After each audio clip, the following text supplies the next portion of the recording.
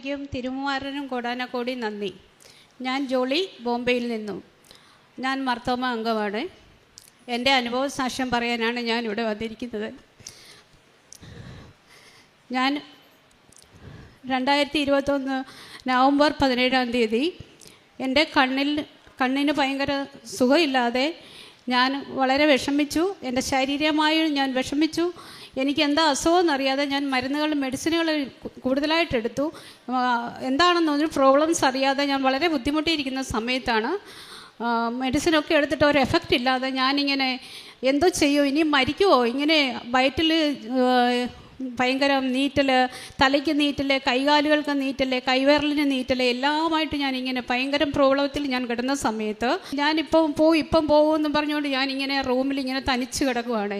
എൻ്റെ മോളൊക്കെ ഡ്യൂട്ടിയിലാണ്. ആ സമയത്ത് വീട്ടിൽ ആരും ഇല്ലായിരുന്നു. ഇങ്ങനെ കിടന്ന സമയത്ത് ഞാൻ ടി വി വന്നൊന്ന് ഓണാക്കിയപ്പോൾ അച്ഛൻ്റെ ധ്യാനം നടന്നുകൊണ്ടിരിക്കുകയാണ്. അപ്പോൾ അച്ഛൻ പറഞ്ഞു, കണ്ണിന് പ്രോബ്ലം ഉള്ളവർ കണ്ണിൽ കൈവച്ച് പ്രാർത്ഥിക്കാൻ പറഞ്ഞു. അപ്പോൾ ഞാൻ കണ്ണിൽ കൈവച്ച് പ്രാർത്ഥിക്കാൻ ഞാൻ പറഞ്ഞു, എനിക്കും കണ്ണിന് സുഖമില്ലായിരിക്കുമല്ലോ എന്ന് ഞാനിങ്ങനെ വിചാരിച്ചു. അപ്പോൾ എനിക്ക് അന്ന് തന്നെ ഒരു മൈൻഡിലൊരു ഇത് വന്നു, ഇനി കണ്ണിൻ്റെ പ്രോബ്ലം കൊണ്ടാണോ ഈ പ്രോബ്ലംസൊക്കെ ഉണ്ടായേ, ഇനി കണ്ണ് പോയി ഒന്ന് ടെസ്റ്റ് ചെയ്യാം എന്ന് വെച്ച് ഞാൻ അടുത്തുള്ള ഒരു ഹോസ്പിറ്റലിൽ പോയി. വലിയൊരു ഹോസ്പിറ്റലാണ്, പ്രൈവറ്റ് ഹോസ്പിറ്റലാണ്. അവിടെ പോയി ടെസ്റ്റ് ചെയ്തപ്പോൾ അവർ പറഞ്ഞു, നിൻ്റെ കണ്ണിൻ്റെ 2 ഞരമ്പിൽ കൂടെ ബ്ലീഡിങ് വന്നുകൊണ്ടിരിക്കുവാണ്, 2 ദിവസത്തെ ഗ്യാരണ്ടിയേ ഉള്ളൂ, നീ എത്രയും പെട്ടെന്ന് നാളെ തന്നെ ഓപ്പറേഷൻ ചെയ്യണമെന്ന് പറഞ്ഞു. ഒരു സ്കാനിങ് കൂടെ എടുക്കണമെന്ന് പറഞ്ഞു. ഞാൻ ചോദിച്ചു, സ്കാനിങ്ങിന് എത്ര രൂപയാണ്? അപ്പോൾ 4500 രൂപയെന്ന് പറഞ്ഞു. ഞാനൊന്നും മിണ്ടിയില്ല. 4500 രൂപ ഇല്ലായിട്ടല്ല, പക്ഷേ ഞാനൊന്നും മിണ്ടിയില്ല. ഞാൻ അവിടുന്ന് വീട്ടിൽ നിന്ന് ഇറങ്ങി വേറെ വഴിയൂടെ കയറി എൻ്റെ ബിൽഡിങ്ങിൽ വന്ന് ലിഫ്റ്റേ കയറി ഞാൻ മേളിൽ പോയിട്ട് ഞാൻ കുറേയൊക്കെ കരഞ്ഞു. ഞാൻ അവിടെ കിടന്ന് എന്ത് ചെയ്യും ഇങ്ങനെ കരഞ്ഞുകൊണ്ട് ഇങ്ങനെ കിടന്ന സമയത്ത് പിന്നെ അച്ഛൻ്റെ ടോക്കിംഗ് ഒന്ന് കേൾക്കാമെന്ന് വെച്ചിട്ട് ഞാൻ പിന്നെ വന്ന് ടി വി ഒന്ന് ഓണാക്കിയ പിന്നെ അച്ഛൻ ഇത് തന്നെ പറയുന്ന റിപ്പീറ്റ് ചെയ്തുകൊണ്ടിരിക്കുകയാണ്. അന്നേരം ഞാൻ എന്ത് ചെയ്തെന്ന് ചോദിച്ചാൽ, ടി വിയുടെ അടുത്തോട്ട് പോയി എൻ്റെ അച്ഛൻ്റെ കയ്യിലെയും കുരിശിൻ്റെ അവിടോട്ട് കണ്ണങ്ങ് പിടിച്ചു കഴിഞ്ഞ് എനിക്ക് തലയ്ക്കുള്ള നല്ലൊരു വെളിവും കണ്ണിനുള്ള ഒരു ആശ്വാസവും എന്തോ ഒന്ന് സംഭവിക്കാത്ത രീതിയിൽ എനിക്കങ്ങ് എന്തോ ഒരു അനുഗ്രഹം കിട്ടിയ പോലെ ആയിപ്പോയി. പിന്നെ ഞാൻ കണ്ടിന്യൂസ് അച്ഛൻ്റെ ധ്യാനം കേൾക്കാൻ തുടങ്ങി.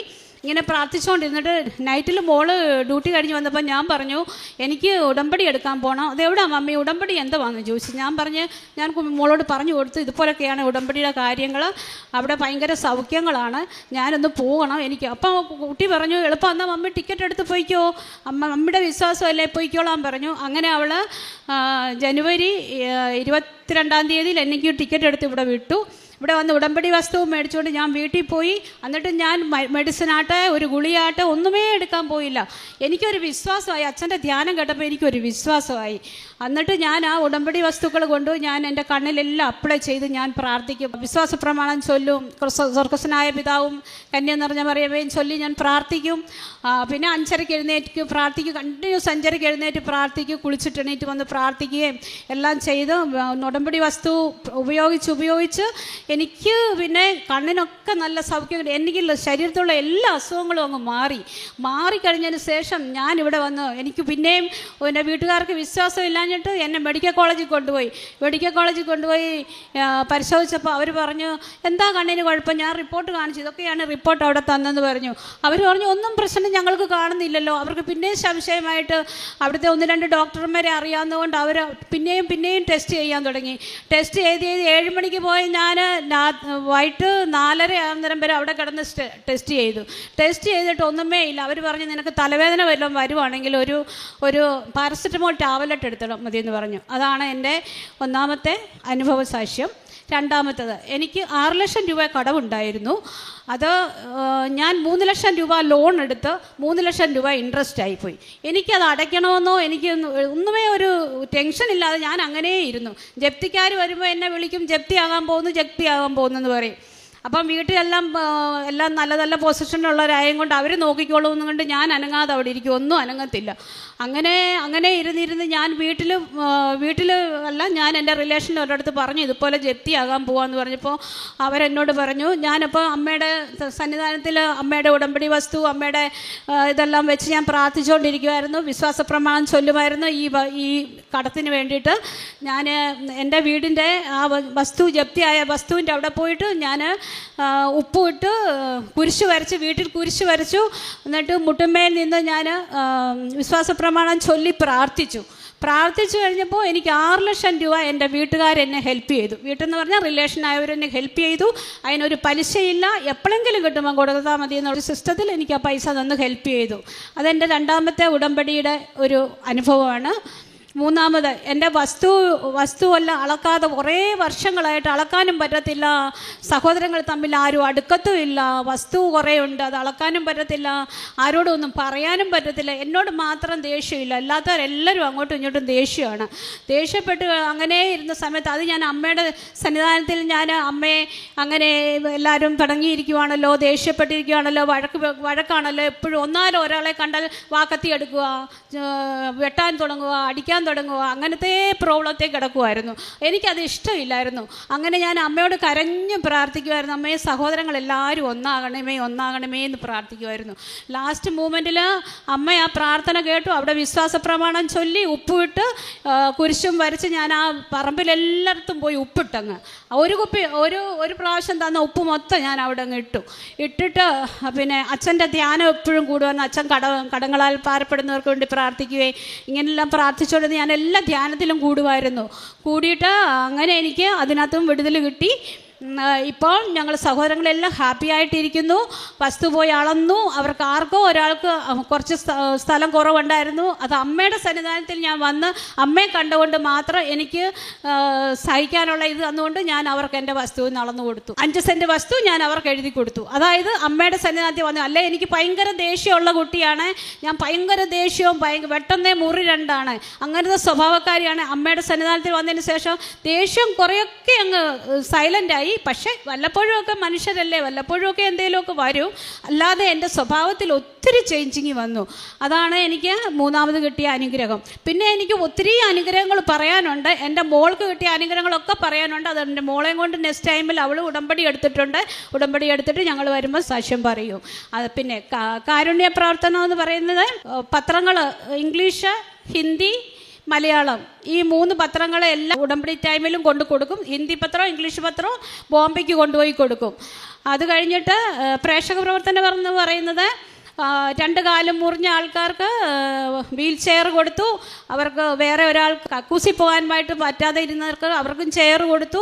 പിന്നെ എല്ലാവർക്കും ഫുഡ് റെയിൽവേ സ്റ്റേഷനിലും പാവങ്ങൾക്കെല്ലാം ഫുഡ് കൊടുക്കും. അതുപോലെ തന്നെ ആരെന്നോട് എന്ത് പറഞ്ഞാലും ഞാൻ അവർക്ക് പൈസ കൊടുക്കാതെ ഞാൻ അങ്ങോട്ടോ ഇങ്ങോട്ടോ തിരിയത്തില്ല. തുണികളായിട്ടും ഞാൻ ഹെൽപ്പ് ചെയ്യും. തുണി എന്തായാലും ഞാൻ കൊടുക്കും. ഇപ്പം 32 കുട്ടികളുടെ അനാഥാശ്രമത്തിൽ പോയി കുട്ടികളുടെ അവിടെ പോയി എല്ലാം ചെയ്തിട്ടാണ് വന്നത്. ഓരോരുത്തർ എന്നോട് ഓരോന്ന് റിക്വസ്റ്റ് ചെയ്തിട്ടുണ്ട്. അത് വേണം, ഇത് വേണം. ഞാൻ എല്ലാം പറഞ്ഞ് ഞാൻ ക്രിസ്മസിന് മുമ്പ് കൊണ്ട് തരാമെന്ന് പറഞ്ഞിട്ടാണ് ഞാൻ വന്നിരിക്കുന്നത്. പിന്നെ ഓൾഡ് ഏജ് ഹോം ഉണ്ട്, അവിടെയും പോകുന്നു. എല്ലാവരെയും ഞാൻ ശുശ്രൂഷിക്കുന്നു. പേഷ്യൻറ്റിനെ ആയാലും ഞാൻ ആക്ച്വലി ഒരു നേഴ്സാണ്. ഞാൻ പേഷ്യൻറ്റിനെ ആയാലും നല്ല രീതിയിൽ നോക്കുകയും എല്ലാം ചെയ്യുകയും എല്ലാ ഹെൽപ്പ് ചെയ്യുകയും എല്ലാം ചെയ്യുന്നുണ്ട്. എല്ലാ കാര്യങ്ങളും ഞാൻ ചെയ്യുന്നുണ്ട്. പിന്നെ എനിക്ക് എല്ലാ നന്മകളും തന്ന അമ്മയ്ക്കും തിരുകുമാരനും കോടാനുകോടി നന്ദി അർപ്പിച്ചുകൊണ്ട് എൻ്റെ ഈ സാക്ഷ്യത്തിൽ നിന്നും ഞാൻ വിരമിക്കുന്നു. 2 സാമുവേൽ 22:7 കഷ്ടതയിൽ ഞാൻ കർത്താവിനെ വിളിച്ചപേക്ഷിച്ചു. എൻ്റെ ദൈവത്തോട് ഞാൻ നിലവിളിച്ചു.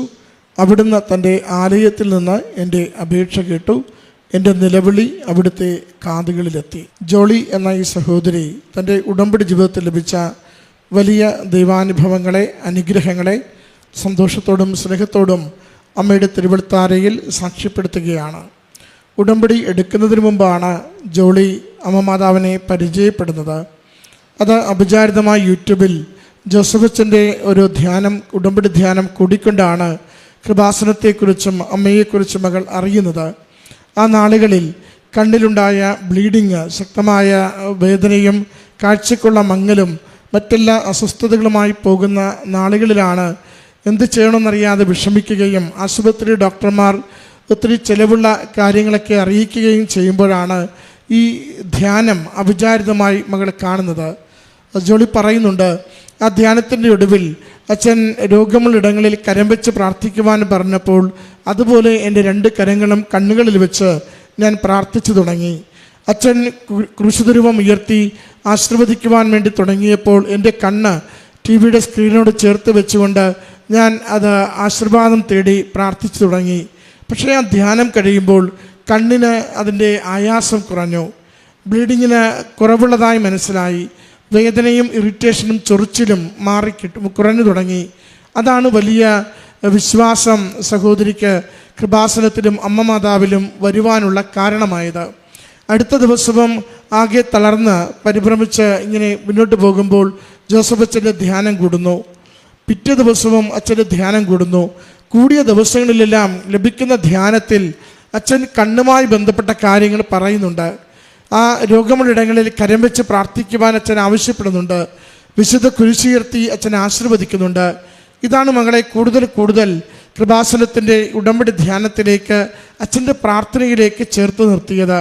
അത് ഓരോ തവണയും ഇങ്ങനെ അച്ഛൻ പറയുന്നത് പോലെ ആ പ്രാർത്ഥനയിൽ തൻ്റെ കരം കൊണ്ട് കണ്ണ് പൊത്തിയും കുരിശു വരച്ച്, ആ കണ്ണിൻ്റെ പുറത്ത് കുരിശു വരച്ച് അമ്മ മാതാവിന് സമർപ്പിച്ചുകൊണ്ട് പ്രാർത്ഥിക്കുകയും ചെയ്യുമ്പോൾ കണ്ണിന് സൗഖ്യം നേടുന്നതായി മനസ്സിലായിക്കൊണ്ടിരുന്നു.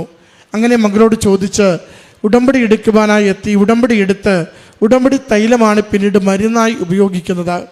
ഉടമ്പടി തൈലം കണ്ണിൽ പുരട്ടി കുരിശടയാളം വരച്ച് അമ്മ മാതാവിന് പൂർണ്ണമായി സമർപ്പിച്ച് മകൾ പ്രാർത്ഥിക്കുന്നതും അത് ചുരുക്ക ദിവസങ്ങൾ കഴിയുമ്പോൾ കണ്ണ് പൂർണ്ണമായി സൗഖ്യപ്പെടുന്നതും ഡോക്ടർമാർ അത് സ്ഥിരീകരിക്കുന്നതുമാണ് മകൾ ആദ്യത്തെ സാക്ഷ്യത്തിൽ പങ്കുവെക്കുന്നത്. പ്രിയമുള്ളവരെ, വിശ്വാസത്തോടുകൂടി ദൈവസ്നേഹത്തോടുകൂടി നാം ഉടമ്പടി നേർച്ച വസ്തുക്കൾ ഉപയോഗിക്കുകയും ദൈവസന്നിധിയിൽ നമ്മളെ തന്നെ സമർപ്പിച്ചുകൊണ്ട് സൗഖ്യപ്പെടുത്തുന്ന കർത്താവ് ഗലീലിയിൽ 2000 വർഷങ്ങൾക്ക് മുമ്പ് ചെയ്ത അതേ തമ്പുരാൻ ഇന്ന് എനിക്ക് വേണ്ടി ഞാൻ പ്രാർത്ഥിക്കുന്നതിൻ്റെ നിയോഗത്തിന്മേൽ സൗഖ്യത്തിൻ്റെ സ്പർശനം നൽകുമെന്ന് ആഗ്രഹിച്ച് നാം പ്രാർത്ഥിക്കുമ്പോൾ നമുക്കത് അനുഭവമായി മാറുന്നു. അതുകൊണ്ടാണ് ജോസഫ് അച്ഛൻ ഉടമ്പടി ധ്യാന പ്രാർത്ഥനയിൽ എപ്പോഴും നമ്മോട് പറയും, രോഗമുള്ളിടത്ത് നിങ്ങൾ കരങ്ങൾ വെച്ച് പ്രാർത്ഥിക്കുക. അത് അനുസരിക്കുവാനുള്ള ഒരു ദൈവവിളിയാണത്. രോഗമുണ്ട് ശരീരത്തിലുള്ളത് നമുക്കറിയുകയും ചെയ്യാം. ദൈവസന്നിധിയിൽ എളിമപ്പെട്ടുകൊണ്ട് ദൈവത്തിൻ്റെ സന്നിധിയിലുള്ള നമ്മുടെ അനുസരണത്തിൻ്റെ അടയാളമാണ് ആ ഇടത്തെ പൂർണ്ണമായും ദൈവകരങ്ങളിലേക്ക് കൊടുത്തുകൊണ്ട് നമ്മുടെ കരങ്ങളിലൂടെ ദൈവസ്പർശനം രോഗമുള്ള ഇടത്ത് ലഭിക്കുവാനായി പ്രാർത്ഥിക്കുവാൻ ആവശ്യപ്പെടുന്നത്. അത് അനുസരിക്കുന്നവർക്കൊക്കെയും രോഗസൗഖ്യത്തിന്, ശാരീരിക സൗഖ്യത്തിന് കാരണമാകുന്നത് എപ്പോഴും സാക്ഷ്യപ്പെടുത്താറുണ്ട്. രണ്ടാമത്തത് സഹോദരി സൂചിപ്പിച്ചതാണ് 6 ലക്ഷം രൂപയുടെ കടം. ജപ്തി വരെ എത്തിയ പുരയിടവുമായി എന്ത് ചെയ്യണമെന്നറിയാതെ പ്രയാസപ്പെടുമ്പോൾ ലഭിച്ച ഉടമ്പടിയുപ്പ് ആ പുരയിടത്തിൽ വിതറിക്കൊണ്ട് അമ്മ ആഗ്രഹിക്കുന്ന ഒരു തീരുമാനം ഈ വിഷയത്തെ നൽകുവാനായി സമർപ്പിക്കുന്നുണ്ട്. സഹോദരി പറഞ്ഞത്, ബന്ധുക്കളിലൂടെ ആ കൊടുക്കുവാനുള്ള പണം, ജപ്തി നടപടി ഒഴിവാക്കുവാനുള്ള പണം ലഭിക്കുകയും വലിയൊരു ഭാരം അതോടുകൂടി മാറുകയും ചെയ്തുവെന്ന്. മൂന്നാമത്തത് സഹോദരങ്ങൾക്കിടയിൽ വസ്തു ഭാഗിക്കുന്ന വിഷയമാണ്. സഹോദരി പറഞ്ഞു എത്രത്തോളം പൊരുത്തക്കേടുകൾ ഉണ്ടായിരുന്നുവെന്ന്. എന്നാൽ ആ പൊരുത്തക്കേടുകളൊക്കെ അത് ഒരിക്കലും നടക്കില്ലെന്ന് കരുതിയ വിഷയം അമ്മയുടെ കരങ്ങളിൽ അത് ഉടമ്പടി നിയോഗമായി സമർപ്പിക്കുകയാണ്. നമ്മൾ ഉടമ്പടി നിയോഗം വയ്ക്കുമ്പോൾ എപ്പോഴും ഓർക്കണം, നമുക്ക് പ്രാപ്തി കൊണ്ട് നേടാനാവുന്നതൊന്നും ഉടമ്പടിയിൽ നിയോഗമായി എഴുതരുത്. മറിച്ച് നടക്കത്തില്ല, കീറാമുട്ടിയായി നിൽക്കുന്ന വിഷയങ്ങൾ അമ്മയുടെ കരങ്ങളിലേക്ക് നിങ്ങൾ നിയോഗമായി എഴുതി കൊടുക്കുക. എന്നിട്ട് വിശ്വസിച്ച് പ്രാർത്ഥിക്കുക, ദൈവശക്തി ഈ വിഷയത്തിന്മേൽ പ്രവഹിക്കുമെന്ന്. അതാണ് സഹോദരി പറഞ്ഞത്. അത് സഹോദരങ്ങൾക്കിടയിൽ രമ്യതയായി. സ്ഥലമളന്നു, ഒരു കൂട്ടർക്ക് 5 സെൻറ്റ് സ്ഥലം കുറവ് വന്നു. ഉടമ്പടിയിലുള്ളത് കൊണ്ട് ഞാനത് വിട്ടുകൊടുത്താൽ എനിക്ക് നഷ്ടമാകില്ലെന്ന് എനിക്ക് ദൈവികമായ ബോധ്യമുള്ളത് കൊണ്ട് ഒരു തർക്കത്തിനോ ആരും തമ്മിലൊരു പ്രയാസത്തിനോ കാരണമാകാതെ എൻ്റെ 5 സെൻറ്റ് സ്ഥലം ആ കുറവുള്ളവർക്ക് എഴുതി കൊടുത്തുകൊണ്ട് ആ പ്രശ്നം പരിഹരിച്ചു. സഹോദരങ്ങൾ രമ്യതയിരുന്ന് ജീവിക്കുന്നുവെന്ന്.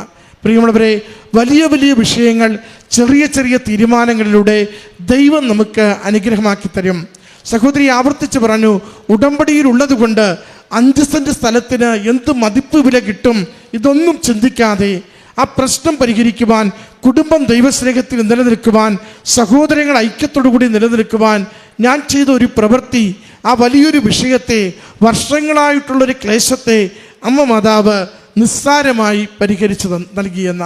ഉടമ്പടി നമുക്ക് ഇത്തരം അനുതാപത്തിൻ്റെ ബോധ്യങ്ങൾ, വിട്ടുവീഴ്ചയുടെ ബോധ്യങ്ങൾ, ദൈവകൃപ ഇറങ്ങി വരുവാൻ നമ്മൾ ഉപകരണമാകുന്ന അവസരങ്ങൾ നമ്മുടെ ജീവിതത്തിനും കുടുംബത്തിനുമൊക്കെ ഒരുക്കിയെടുക്കുവാനായിട്ട് നമ്മൾ ശ്രദ്ധിക്കണം.